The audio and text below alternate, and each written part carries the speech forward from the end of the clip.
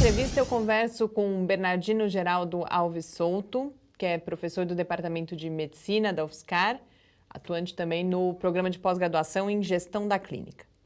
O professor Bernardino é líder do grupo de pesquisa clínica e epidemiológica aplicada em ciências da saúde e é sobre epidemiologia, febre amarela, dengue, HIV e estratégias de prevenção dessas e outras doenças que a gente fala aqui hoje. Professor Bernardino, muito obrigada por ter aceito o nosso convite. A gente já faz tempo já que a gente marcou, estava ansiosa para a gente poder ter essa conversa. É recíproco, né? Porque eu agradeço também a oportunidade de vir aqui e também estava ansioso por ter essa conversa com vocês. Professor, uma das áreas, ou talvez o que vincule vários dos seus trabalhos, diz respeito à integralidade da atenção em saúde, a integralidade do cuidado, inclusive está envolvido no ambulatório de medicina integral aqui na Unidade de Saúde Escola da UFSCar. Queria que explicasse o que é, do que a gente está falando quando a gente fala em integralidade na atenção à saúde e também o quanto ela é uma realidade, o quanto ela vem sendo colocada em prática aqui no Brasil. Tem várias vertentes que a gente trabalha a integralidade. Uma delas é o seguinte: eu posso cuidar de você como um corpo biológico inteiro. Então eu não vou cuidar só do coração, só do fígado ou só do pulmão. Vou cuidar de você por inteira, como um organismo articulado. Essa é uma visão da integralidade do cuidado. Outra visão da integralidade do cuidado é voltada para a pessoa, né, para o corpo. Uma outra vertente da integralidade é voltada pela integralidade do cuidado no seguinte sentido. Digamos que eu avalie uma mulher com um nódulo de mama e esse nódulo é um câncer, então nós vamos tirar a mama dela, vamos fazer o tratamento e depois nós vamos repor essa mama com silicone, por exemplo. Eu não vou deixar essa mulher sem a mama. Então ela vai desde a prevenção do câncer até a reabilitação completa. Isso também é outro vertente da gente enxergar a integralidade. A outra é o seguinte, é um tipo de cuidado que a gente chama de cuidado ampliado, em que eu posso enxergar a pessoa no contexto em que ela vive. Porque o fenômeno do adoecimento não é um fenômeno biologicamente isolado. Ele é um fenômeno que está relacionado à convivência da pessoa no mundo em que ela vive, com ela mesma, com os outros, a cultura dela, o modo de vida, as relações que ela tem na comunidade. Tudo isso tem a ver com o fenômeno do adoecimento. Então eu posso também cuidar de uma pessoa olhando para a integralidade sobre esse aspecto. Então quando a gente fala em integralidade, nós estamos pensando em todos eles ao mesmo tempo. Cuidar da pessoa como uma peça inteira, cuidar da pessoa do problema inteiro e cuidar da pessoa numa rede de cuidados em saúde que considere todas as necessidades biológicas, psicológicas e sociais ao mesmo tempo. Isso no âmbito do SUS é muito bem pensado, bem planejado, só que na prática ainda nós não conseguimos aplicar isso por uma questão de gestão do modelo do sistema de saúde, que ainda precisa de progressos para que a gente consiga aplicar isso efetivamente na prática clínica, né? Mas o modelo que o SUS foi pensado, né, os princípios e diretrizes do SUS, isso é muito bem estabelecido, muito bem elaborado, que se um dia a gente conseguir de fato implantar o que está pensado para o SUS, nós vamos ter um sistema de saúde absolutamente robusto. E há também uma questão de interdisciplinaridade, o médico também junto a outros profissionais da saúde ou de outras áreas.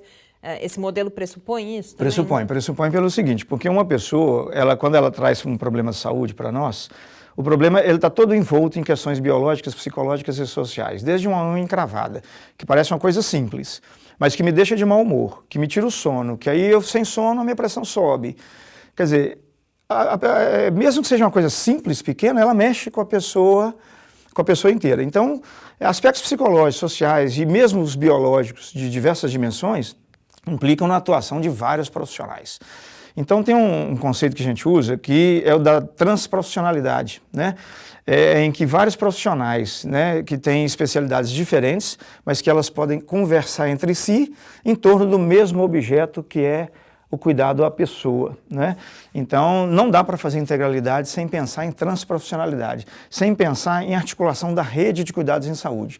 Para eu cuidar de uma pessoa, eu preciso tanto do apoio, às vezes, do fisioterapeuta, do terapeuta ocupacional, do psicólogo, quanto eu preciso do hospital, eu preciso do centro de especialidade, preciso do laboratório, e às vezes até outros setores que não são da saúde.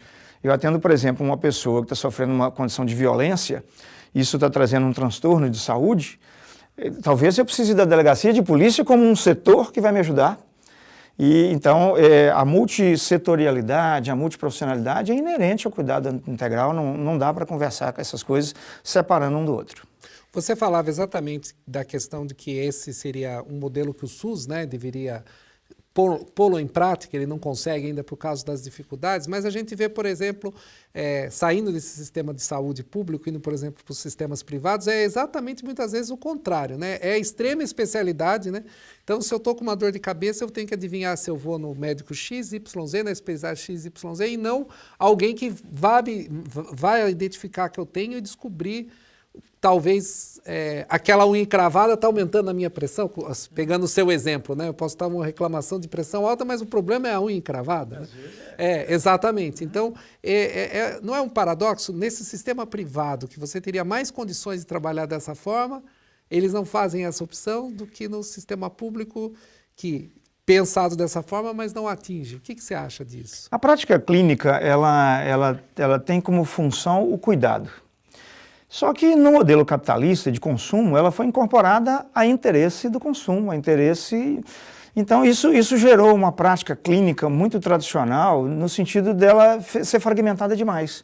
Porque a prática clínica fragmentada demais, ela é de alto custo. Sim. E isso interessa a uma série de setores da economia, mas isso não interessa ao cuidado das pessoas, né? Então é o seguinte, é muito importante a prática médica especializada, nós precisamos do especialista, mas no lugar dele. Porque um bom generalista, em condições ideais de trabalho, ele resolve 90% a 95% dos problemas de saúde e ele só vai precisar do especialista em 5%, 10% dos problemas. Agora, a lógica hoje é invertida, quer dizer, a gente quase não tem uma prática generalista consolidada de qualidade e uma especialidade muito fragmentada e que às vezes não conversa muito uma com a outra. Né?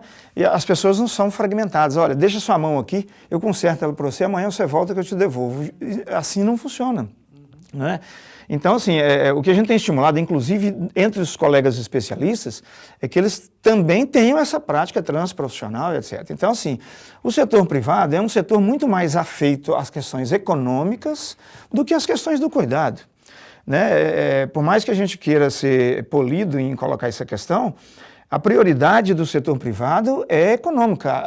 O cuidado fica subordinado ao interesse econômico, porque na hora que entra em conflito o cuidado com o interesse econômico vai prevalecer. Né?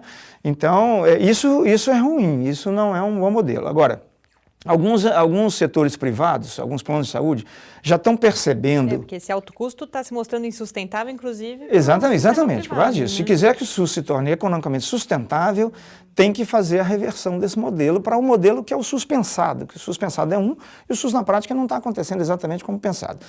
Alguns planos de saúde já estão pensando em trabalhar esse modelo, porque esse modelo é muito mais econômico. Mais barato. Ele é um modelo que a relação com os benefícios é melhor.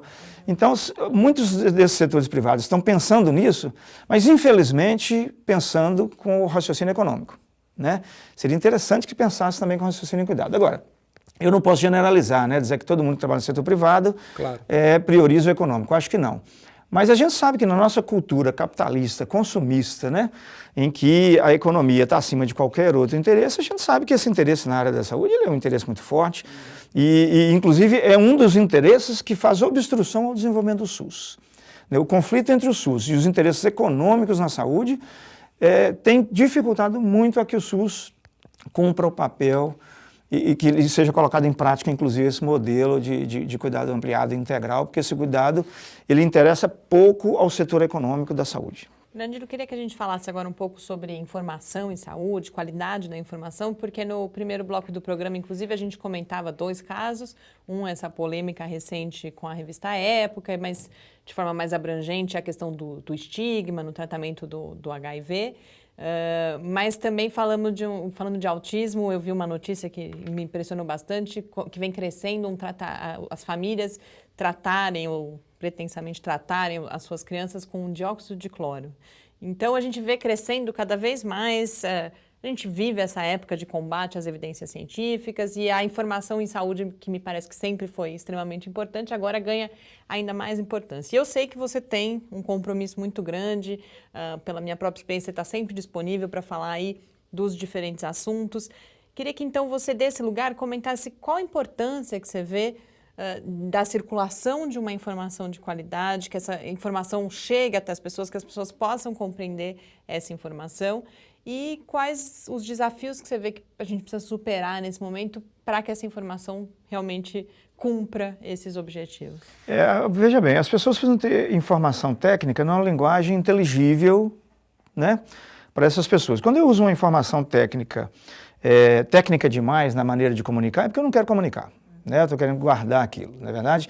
Então nós precisamos qualificar isso. E outra questão também é o seguinte, comunicar tecnicamente dando margem para que a pessoa reflita sobre a informação que você está passando. Porque se você passar uma informação tendenciosa, sensacionalista, você não contribui para a formação das pessoas. Pelo contrário, você contribui para a deformação das pessoas. A gente tem visto isso com muita frequência, né?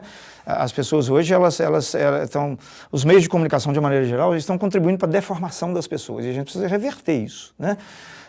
Então, eu acho que é muito importante. A comunicação em saúde, inclusive, comunicação em saúde é difusão de conhecimento.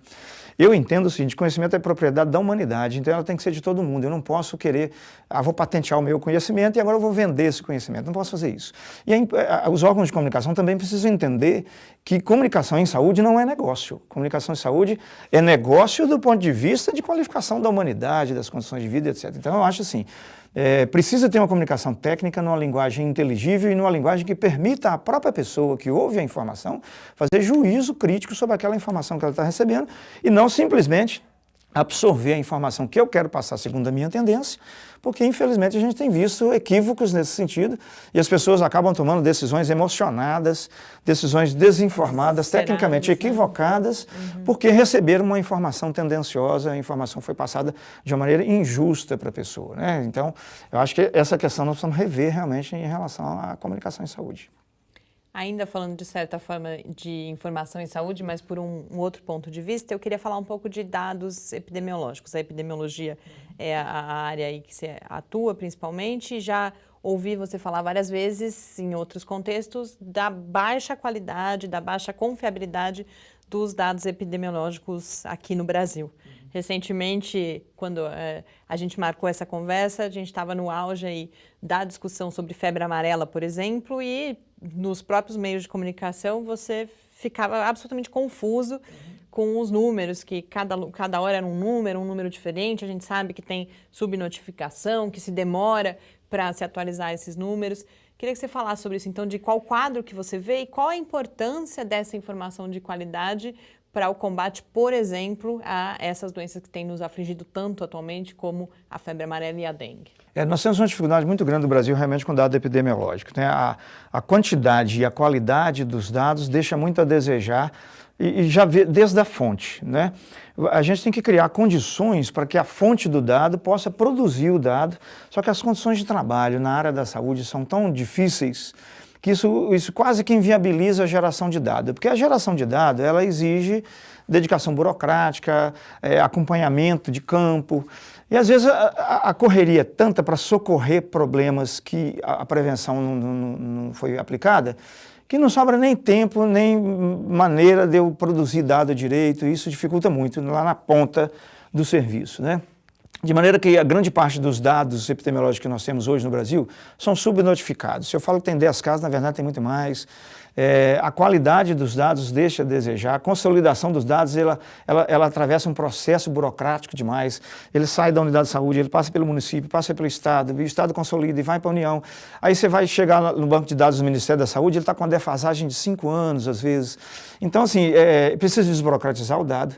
Precisamos qualificar os profissionais para as notificações, qualificar o processo de notificação, descentralizar isso, de uma maneira em que a gente consiga realmente gerar dados de alta confiabilidade. Porque ou eu tenho dado confiável, ou eu vou tomar medidas erradas porque eu estou tendo uma informação errada, né? Se você me disser que o carro parou porque está sem gasolina e eu boto gasolina com o tanque cheio, eu não vou resolver o problema, eu preciso de uma informação correta.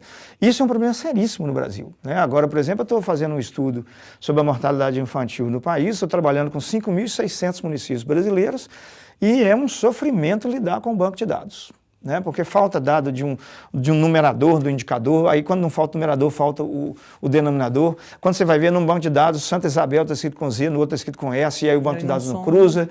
Então nós temos toda essa dificuldade, né? Então o Brasil precisa realmente qualificar muito essa questão E aí tem um outro problema. Além de a gente ter dificuldade na geração de dado, o dado às vezes não é usado de maneira técnica. Nós temos que ter cuidado com isso. Porque quando eu pego um dado epidemiológico, eu posso usar esse dado tecnicamente, eu posso usar esse dado segundo a minha intenção de comunicação. Né?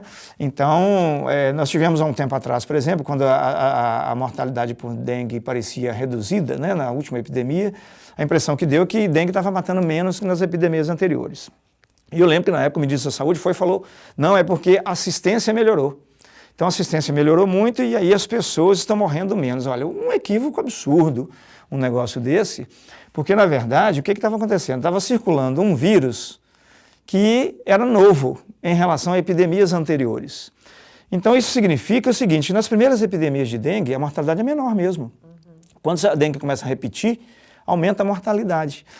Mas a interpretação do ministro foi outra, entendeu? De que não, melhorou a assistência, então as pessoas estão morrendo menos. A gente sabendo que a assistência estava precária, estava ruim, né? Então, quer dizer, uma interpretação equivocada de um dado epidemiológico, se não foi equivocada, foi uma interpretação mal intencionada, né?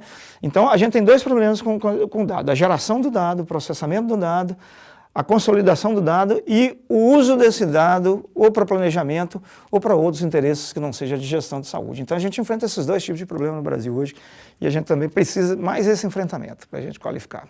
Por exemplo, nesse ano aqui, parece que não houve muito caso, a sensação de parece que não houve muito caso de dengue, de chikungunya, etc. Está tudo resolvido ou é as informações que não estão circulando? Olha, eu acho assim, realmente tem um número menor de casos dessas doenças em alguns lugares. Chikungunya, por exemplo, aumentou, né? As informações circulam um pouco, são geradas em volume menor ao que realmente acontece, mas tem uma explicação para isso, né? Dengue depende de uma conjunção de fatores, né? Ambientais, de circulação de vírus, etc. O que está acontecendo agora? O vírus de dengue que circulou nas epidemias anteriores, principalmente na última epidemia, é o mesmo que está circulando agora. Então, o que está acontecendo? As pessoas já estão imunizadas contra esse vírus, então a doença não aparece. Mas se entrar um outro sorotipo de vírus diferente do que circulou na última epidemia, nós vamos ter uma epidemia explosiva de dengue, igual ou pior do que foi a outra. Nós corremos esse risco, por exemplo, com Zika, corremos esse risco com chikungunya, que tem pouca gente imunizada, né? Então, na verdade, a situação não está sob controle, a situação é gravíssima, é perigosíssima, e podemos esperar epidemias explosivas pela frente aí ainda, mas as contingências ambientais, por exemplo, esse verão, essa época do ano agora, é uma época que não esquentou tanto quanto outros verões, não choveu tanto quanto outros, e tudo isso colabora. Existem trabalhos que têm sido feitos de mutirão, etc., que ajudam, mas tenho certeza que as contingências de circulação do vírus e as contingências climáticas colaboraram para que a gente não tivesse uma epidemia de grande porte nesse momento. Mas isso não significa nenhum controle da situação, muito pelo contrário. A nossa situação é de altíssima vulnerabilidade e provavelmente nós vamos ter epidemias graves pela frente ainda. E o que precisaria estar sendo feito e não está? Olha, a sociedade inteira precisa se mexer, né? As nossas cidades são muito mal cuidadas, né? Porque para ter dengue, para ter arbovirose, febre amarela, nós temos que ter pessoas que estão não imunizadas, precisamos ter mosquito em condições de picar essas pessoas. Agora, para ter um mosquito, eu tenho que ter um sistema de reciclagem de lixo ruim, um sistema de coleta de lixo ruim, um sistema de drenagem pluvial da cidade ruim, eu tenho que ter pessoas sem educação, eu tenho que ter pessoas vivendo em condições de moradia ruins. Então, se eu tiver tudo isso, eu vou ter essas doenças. Então, está precisando resolver esse tipo de problema. Nós estamos precisando resolver o sistema de coleta de lixo, o sistema de drenagem pluvial da cidade, nós estamos precisando resolver a questão da educação popular em saúde, nós estamos a distribuir renda. Você quer ver aqui São Carlos. A incidência de dengue no Araci, que é um bairro de pessoas prejudicadas socialmente, né? Pessoas que foram injustiçadas pelo modelo social, é muito alta. O Dama, por exemplo, quase não tem dengue. Então é o seguinte, qual que é a diferença entre um e outro? Será que se eu transformar o Araci num Dama, ou seja, distribuir essa renda, distribuir esse recurso urbano, distribuir essa educação, eu não vou combater dengue lá no Araci? Com certeza eu vou fazer isso. Então está precisando fazer isso. Corrigir o modelo de desenvolvimento social do país, porque se essa correção não for feita, nós não vamos resolver o problema das arboviroses. A outra é o próprio cidadão, ele ter uma postura mais ativa em relação a isso. Nós temos que parar com essa cultura competitiva, de que eu estou competindo com o meu vizinho, e sermos mais colaborativos, mais solidários. Então eu vou ajudar o meu vizinho a cuidar do quintal dele, ele vai ajudar a cuidar do meu, e etc., para a gente não deixar de ter criadora de ases egípcios. Eu não vou pegar uma garrafa de uma lata de bebida, terminar de beber a lata e jogar ela ao relento, entendeu? Então as pessoas também precisam ter essa participação. E uma outra questão é o seguinte: as pessoas não cobram do poder público aquilo que é direito delas, né? Se começar a ter dengue aqui, as pessoas começarem a fazer pressão política, manifestação pública, essas coisas, a gente consegue ajudar também a combater dengue com esse tipo de participação política e social. Porque quando tem esse tipo de doença, parece que a solução é a vacina, que é o último caso. Então, ou seja, eu posso deixar a situação toda do jeito que está, mas se eu tiver uma vacina, está tudo resolvido, né? Só que, de fato, não resolve. Não é bem assim, né? A vacina ajuda muito, não tenha dúvida que é um grande recurso tecnológico. Mas veja bem, que adianta eu ter uma dieta saudável para eu não infartar e eu fumar o dia inteiro? Quer dizer, a questão da vacina ela é muito assim, entendeu? A vacina tem um custo também. E outra, a vacina ela resolve o problema de uma doença só. Essas outras medidas que eu estou falando resolvem o problema de todas as doenças. Então, e é muito mais barato. Vacina é insumo de produção cara. A logística de vacinação em massa de uma população é uma logística pesada. Então é o seguinte, a vacina é importante, precisa desenvolver e precisamos fazer vacina mesmo. Mas se fizer só isso, as doenças vão ficar endêmicas. Elas vão ficar circulando constantemente, né? E em relação à febre amarela, em relação à dengue também, é que o caso mais recente é o da febre amarela, me chama muito a atenção também como, de repente, foi aquele alarde nos meios de comunicação, então, dia a dia, parecia que a gente estava se aproximando do fim do mundo. E agora, quando a gente marcou essa entrevista, por exemplo, essa era a situação, e agora, 1 mês e meio, 2 meses depois, pouco se ouve falar da febre amarela. Isso é um erro importante também em termos de combate, né? Porque não é só no verão que a gente você tem que combater isso o ano inteiro. Tem que combater o ano inteiro. Porque essas medidas que eu falei, de cuidado do lixo, de cuidado da via urbana e outras coisas, isso tem que ser feito no cotidiano da vida, todos os dias, né? Então, no calor, o mosquito fica mais ativo, ele reproduz mais, a gente tem mais reservatórios de água, onde o mosquito pode reproduzir. Então, as doenças ficam mais incidentes, né? A incidência aumenta.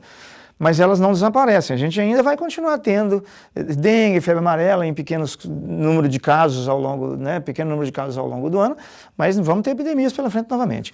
Agora, o cuidado tem que ser cotidiano, né? E a gente tem uma cultura no Brasil, é o seguinte, as coisas viram moda, né? De repente uma coisa está na mídia o tempo todo, daqui a pouco ela desaparece, mesmo que ela continue, ela sai da mídia, né?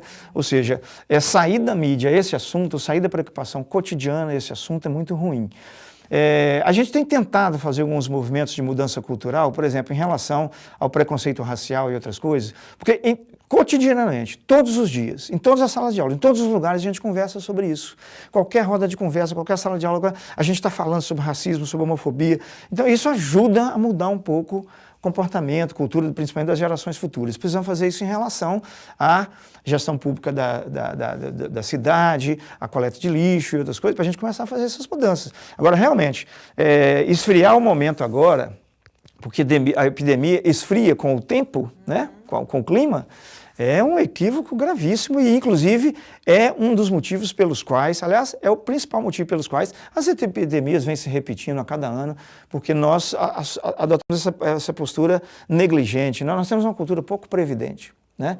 Precisamos qualificar esse modelo para que a gente não venha depois querer apagar o incêndio depois que ele já alastrou, né? E nós temos muito essa cultura, né? Na última hora eu faço, né? Eu resolvo, mas não resolve, né? Tem gente morrendo por causa disso. E ainda em relação à febre amarela, como você vê então os riscos aí, inclusive de manifestação urbana da doença, os riscos reais? Eu acho que é grande. A situação do... Você viu assim, se você pegar a história epidemiológica da febre amarela dos últimos 30 anos, ela só vem piorando. Porque ela era restrita a uma área geográfica, a região norte, centro-oeste, ela já estendeu agora mais para a região sudeste, sul, ela já está batendo na porta do litoral outra vez, então ela está piorando. A experiência já está mostrando que ela está piorando. Então por que eu vou esperar que ela vai melhorar agora do quê? De algum milagre? Não, porque nada foi feito para que isso fosse contido. Então, o prognóstico é ruim. A expectativa é que as epidemias de febre amarela virão com mais intensidade, com mais frequência, e a possibilidade de urbanização é muito grande. Porque o que eu preciso para a febre amarela urbanizar? Preciso do Aedes aegypti, de pessoas não imunizadas e precisa do vírus da febre amarela. Esses dois nós já temos, as pessoas não imunizadas e o mosquito nós já temos. O vírus já está na fronteira da cidade. Quem vai impedir dele entrar? Ou essas medidas que eu falei de combate à arbovirose poderão fazer isso. Mas se essas medidas não forem adotadas, e eu não estou vendo a perspectiva de que isso vá ser adotado em curto prazo, então a gente pode quase dizer com muita clareza que a possibilidade da urbanização da febre amarela no Brasil é muito grande, muito preocupante essa possibilidade. Pode ser que não aconteça porque nós temos vacina da febre amarela. E a gente pode ser que a gente consiga fazer essa obstrução. Agora, tem outros meios que a gente consegue adotar também, além da vacina, para poder evitar que isso aconteça, né? Mas o prognóstico da febre amarela no Brasil e das arboviroses, ele não é bom, porque até agora o Brasil não tomou as medidas minimamente necessárias para cuidar desse assunto. Inclusive a própria vacinação, né? Que a própria vacinação demorou, né? deixa a desejar. Né? O próprio sucateamento do sistema de saúde inviabiliza a aplicação da vacina. Eu digo o seguinte, quando a pessoa passa na porta do posto de saúde, você dá uma vacina nela, depois você pergunta o que ela quer. Essa é uma grande estratégia. Hoje é capaz de eu chegar num posto de saúde e falar assim, não, só semana que vem que só faz vacina na sexta-feira à tarde. Uai, gente, isso aí é para dificultar. Confiar demais.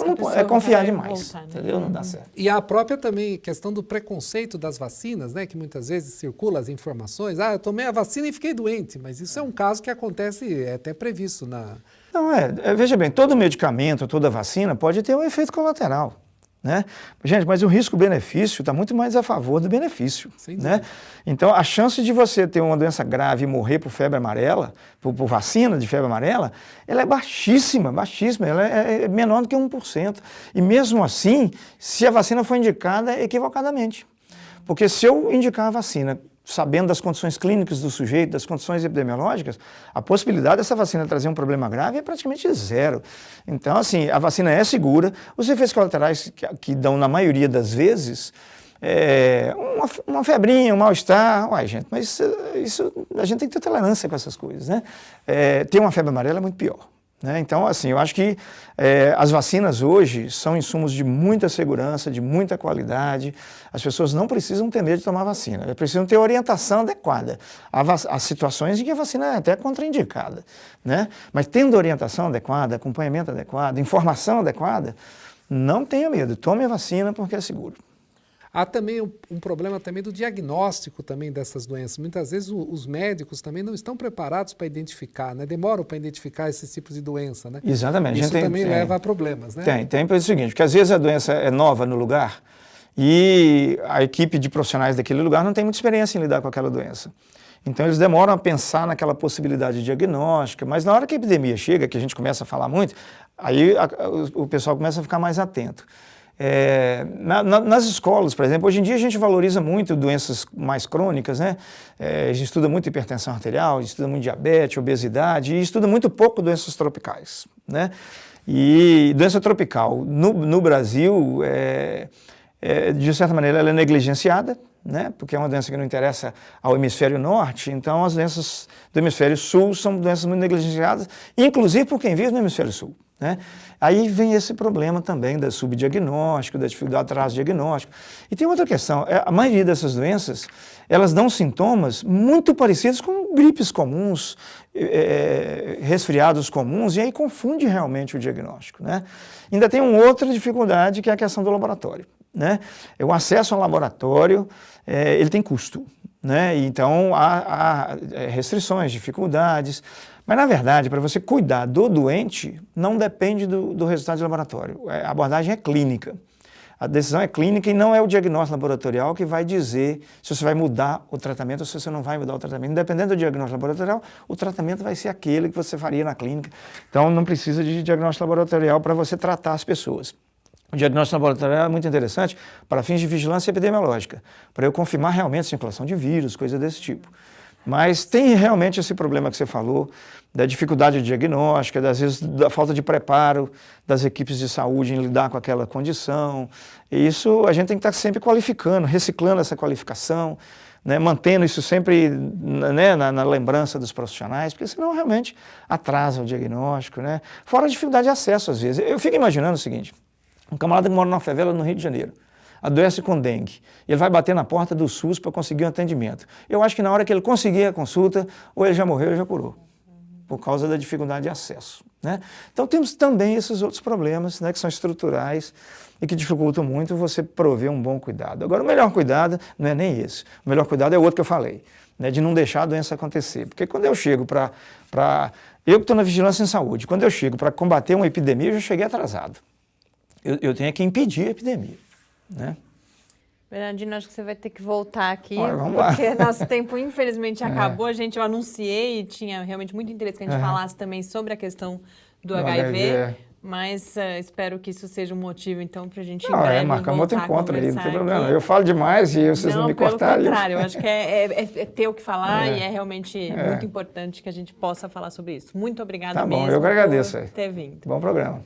E com isso eu termino o Paideia. Hoje eu conversei com o professor Bernardino Alves Souto, que é professor do Departamento de Medicina da UFSCar. Esse Paideia fica por aqui, a gente volta na próxima terça-feira, às 8 horas da noite. Mas enquanto isso, você pode acompanhar a gente pelo Facebook, no Twitter do Lab ou pelo e-mail cliqueciência@ufscar.br. Um abraço, boa noite. Boa noite a todos.